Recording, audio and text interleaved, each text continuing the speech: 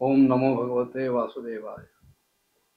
कपिल महामुनी निर्गुण भक्ती कशी करायची ते मात्याला सांगतायत आणि त्या सांगण्याच्या ओघात अध्यात्मशास्त्राचं श्रवण करणं असा एक विषय त्यांनी उल्लेखलाय। अध्यात्म याचा अर्थ बाहेरून बाह्य सगळ्या विषयांपासून आपल्या स्वतःकडे आत्म्याकडे जो प्रवास होतो त्याला अध्यात्म म्हणतात। आधी म्हणजे कडे आणि आत्म्याकडे बाहेरून आत होणारा जो प्रवास आहे ते अध्यात्म आहे। हा प्रवास का होतो? कारण बाहेर आपण कुठे ना कुठेतरी अडकलेले असतो, फसलेले असतो आणि आपण अडकलोय फसलोय ह्याची जाणीव झाल्यानंतर मग तिथून बाहेर पडण्याची जी धडपड होते ती धडपड म्हणजेच अध्यात्म आहे।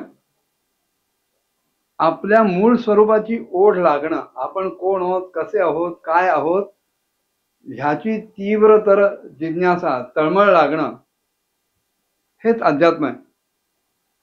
आणि नुसतं आत येऊन चालत नाही।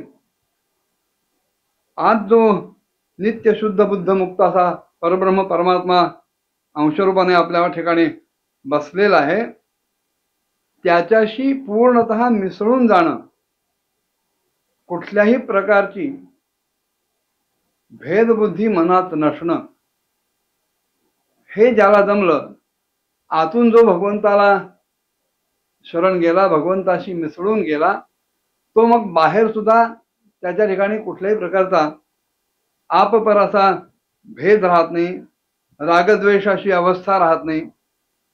अशी भक्ती करणं, पण तरी सुद्धा ही भक्ती करत असताना ते आपल्यापेक्षा श्रेष्ठ आहेत। ज्येष्ठे भक्ती समे प्रीती कनिष्ठे तू जने कृपा, अशी 3 प्रकारची भक्ती सांगितलेली आहे की भक्तीच करायची आहे, भगवंताचीच भक्ती करायची आहे। पण ही भक्ती करत असताना आपल्यापेक्षा जे श्रेष्ठ आहेत त्यांच्याबद्दल आदरभाव, भक्ती, जे आपल्यापेक्षा खालच्या पायरीवर आहेत, निकृष्ट आहेत, दीन आहेत, त्यांच्याबद्दल दयाभाव, आणि जे आपल्या बरोबरीत आहेत, समान पातळीवरच आहेत, त्यांच्याबद्दल प्रीती, प्रेमभाव, असं राहून भगवंताची भक्ती करायची। आणि तो भगवंत कसा, तिथे त्यांनी विशेषण वापरलंय सर्व गुहाशय।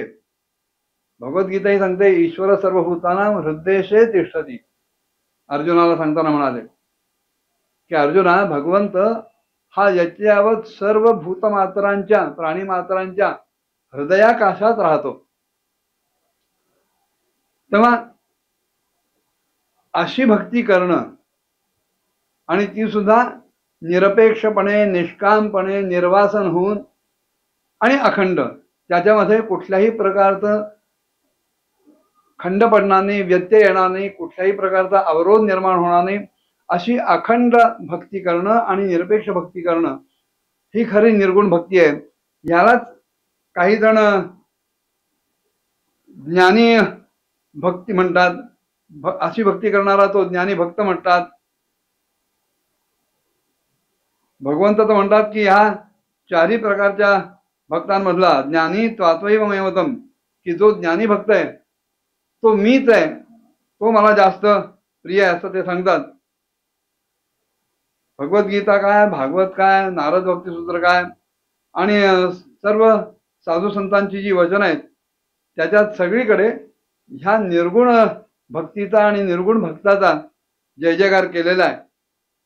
ह्यालाच संतांनी काही ठिकाणी अभेद भक्ती म्हटलंय, काही ठिकाणी अद्वैत भक्ती म्हटलंय। अशी भक्ती करणं हे भगवंताला अपेक्षित आहे। पुढे म्हणाले की यथा वातरथो घ्राणाम आवृंगते गंध आशयात एवं योगरतन चेत आत्मानम अविकार्यत, की ज्याप्रमाणे वायूच्या बरोबर, वायूमुळे फुलातला सुगंध उडत जातो, कुठून? त्याचा जो आश्रयस्थान असलेला पुष्प हा प्रकार आहे, तिथून उडतो आणि घ्राणेंद्रियापर्यंत तो पोहोचतो. त्याचप्रमाणे ह्या भक्ती प्रकार योगामध्ये जे अतिशय तत्पर आहे आणि ज्यांच्या ठिकाणी कुठल्याही प्रकारचे रागद्वेषादी विकार नाहीत, ते सहज आणि सुलभपणे परमात्म्याला प्राप्त करून घेतात. अहम सर्वेषु भूतेषु हुतात्मा अवस्थितः सदा तमवज्ञायमां वर्जः कुरुतेर्चा विडंबनम. कपिल महामुनी सांगतायत, आत्मरूपानं मी सदैव आणि सर्व जीवांमध्ये भरून राहिलेला आहे, स्थित आहे. आणि त्यामुळे जी माणसं अशा सर्वभूत स्थित परमात्म्याला उपेक्षून त्याचा अनादर करून केवळ त्या परमात्म्याच्या ज्या मूर्ती आहेत, प्रतिमा आहेत, चित्र आहेत, त्यांचीच जे पूजा करतात, एका दृष्टीने ते सोंग आहे, ते ढोंग आहे, ते पूजा अर्चांचं विडंबन आहे. भगवंत जर सर्वाठाई सारखाच भरलेला आहे, म्हणून संत म्हणतात ना, जे जे भेटे भूत, जे जे भेटे भूत ते ते मानी भगवंत. जे जे म्हणून काही आपल्याला समोर दिसेल त्या प्रत्येक ठिकाणी भगवंतच भरलेला आहे. अशा प्रकारे भक्ती करणं हे अपेक्षित आहे. मग तुम्ही कुठल्या मूर्तीची, कुठल्या तसबिरीची, कुठल्या प्रतिमेची पूजा करताय हे गौण आहे.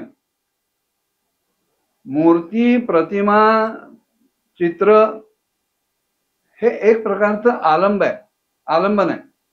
मूर्ती म्हणजे भगवंत नाहीये, मूर्तीमध्ये भगवंत आहे. प्रतिमा म्हणजे भगवंत नाहीये, प्रतिमेमध्ये भगवंत आहे. रीता ठावया राघवे विण नाही असं जेव्हा समर्थ म्हणतात, तेव्हा अणुरेणूमध्ये, कणाकणामध्ये सुद्धा भगवंत भरलेला आहे. याच्यावत सर्व प्राणी मात्रांमध्ये तो भरलेला आहे. जसा तुमच्या आमच्यात तो भरलेला आहे, तसा तो कृमी कीटकांपासून व्याघ्रसिंहादी सर्व पशुपक्ष्यांमध्ये तो भरलेला आहे. तेव्हा त्यांच्याशी वैरभावानं वर्तन करायचं आणि केवळ प्रतिमेतल्या भगवंताची पूजा करायची, त्याला नैवेद्य दाखवायचा, त्याला सगळे उपचार व्हायचे, हे विडंबन आहे. योमाम सर्वेषु भूतेषु संतम आत्मानम ईश्वरम हित्वार्चाम भजते मौढ्यात भस्मन्येव ज्योतिषान.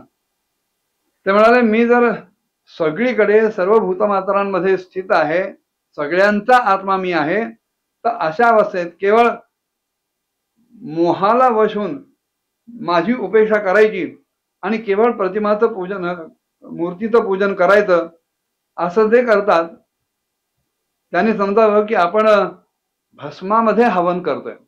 वास्तविक यज्ञामध्ये हवन केल्यानंतर त्या हवीर द्रव्याचं भस्म होतं, पण सगळीकडे ठासून भरलेला जो परब्रह्म परमात्मा आहे त्याची उपेक्षा करायची, त्याच्याकडे दुर्लक्ष करायचं आणि कुठल्या तरी प्रतिमेत, मूर्तीमध्ये अडकून तिथे भगवंत मानून सगळे उपचार त्याला व्हायचे, हे भस्मामध्ये हवन केल्यासारखं आहे. मूर्तीची यथासांग पूजा केली, ठीक आहे, ती करायलाच पाहिजे, पण ती पूजा अर्चा करत असताना आपण जर अन्य प्राणीमात्रांची अवहेलना करत असू, त्यांचा अपमान करत असू, त्यांच्याकडे दुर्लक्ष करत असू, तर अशी पूजा, मूर्ती पूजा भगवंतापर्यंत कधीही पोहोचत नाही. द्विषतः परकाय मां मानिनो भिन्न दर्शना भूतेषु बद्ध वैरस्य न मनः शांती मृच्छती. ज्याच्या ठिकाणी सदैव भेदबुद्धी आहे, द्वैत बुद्धी आहे आणि जो सदैव अहंकारी आहे, अभिमानी आहे, तो मनुष्य एरवी कितीही माझी भक्ती म्हणून करत असला तरी सुद्धा एक प्रकारे त्या अन्य जीवांशी तो वैरच धारण करतो आणि अशा प्रकारे त्यांच्या, अन्य प्राण्यांच्या शरीरामध्ये असलेल्या मला, या आत्मरूपाला खरेपणानं न ओळखता तो माझाही द्वेषच करत असतो. कुत्र्याच्या पाठीत रपाटा मारणं किंवा गाई म्हशींना, गाढवांना, घोड्यांना फटकारायचं आणि एकीकडे मंगलमूर्तींची, रामाची, कृष्णाची प्रतिमा आणून त्याची पूजा करायची. इकडे जर आपण त्या प्राण्यांचा द्वेष करत असू तर इकडे जरी किती प्रतिमा पूजा केली तरी तो एक प्रकारे परमात्म्याचा द्वेषच आहे, त्याच्याशी वैरच आहे. यच्चयावत सर्व प्राणी मात्रांबद्दल चित्तामध्ये अखंड प्रेम असलं तर मग एक वेळ मूर्तीपूजा नाही केली तरी चालेल, तरी त्याची फक्त ही जी दशा आहे ती कधी बिघडत नाही. कारण असं आहे, ज्याच्याबद्दल आपण द्वेष भाव बाळगू, वैर बाळगू, द्वैत भाव बाळगू, त्याच्यामुळं आपल्या मनाची शांती ढळत असते. ज्याचं वैर करायचं त्याला फरक नाही पडत, ज्याच्याबद्दल द्वेष बाळगायचा त्याला फरक नाही पडत. आपण द्वेष भाव बाळगतो, आपण वैर बाळगतो, ह्याचा आपल्या चित्तामध्ये आपल्याला त्रास होतो.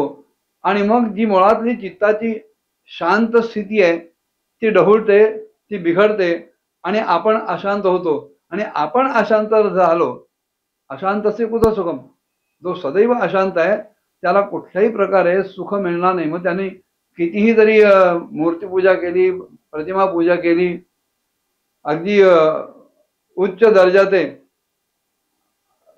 जरी उपचार मूर्तीतल्या देवाला वाहिले तरी जोपर्यंत आमच्या चित्तामध्ये सगळ्यांबद्दल, आपल्या व्यतिरिक्त सगळ्यांबद्दल द्वेष भाव आहे, वैरभाव आहे, तोपर्यंत ही भक्ती खरी भक्ती ठरणार नाही. उलट तो ईश्वराबद्दलचा, भगवंताबद्दलचा द्वेषच ठरेल. अहमुच्चावचे द्रव्य ही क्रियोत्पन्नया नघे नैव तुषीर्चितोर्चायाम भूतग्रामावमानिनः. कपिल महामुनी सांगतायत की माते, जो दुसऱ्या जीवांचा अपमान करतो मग त्यांनी कितीही चांगल्या उच्च दर्जाच्या सामग्रीनं जरी नाना प्रकारचे भोग दिले, विधिविधानाप्रमाणे माझ्या मूर्तीचं पूजन जरी केलं तरी त्याच्यामुळे मी प्रसन्न होणार नाही. आणि मी जर प्रसन्न होणार नसेल तर त्याने कितीही पैसे खर्च करून, कितीही मोठा डामडोल करून पूजा जरी केली तरी ती पूजा व्यर्थ आहे. आणखीन पुढे ते काय काय म्हणाले पुढच्या भागात बघूया. ओम नमो भगवते वासुदेवाय.